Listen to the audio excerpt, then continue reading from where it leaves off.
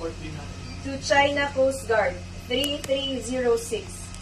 This is Philippine Coast Guard vessel BRP Melchora Aquino, MRRV 9702.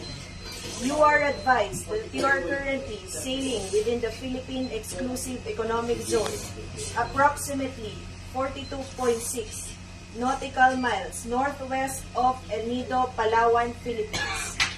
In accordance with the Republic Act 12064 or the Philippine Maritime Zones Act, the United Nations Convention on the Law of the Sea, in which you are a signatory state, and the 2016 Arbitral Award, you do not possess any legal authority to patrol within the Philippine Exclusive Economic Zone.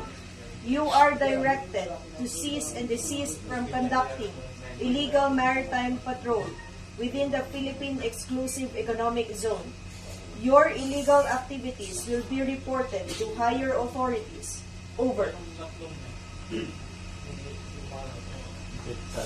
Ako ang nasa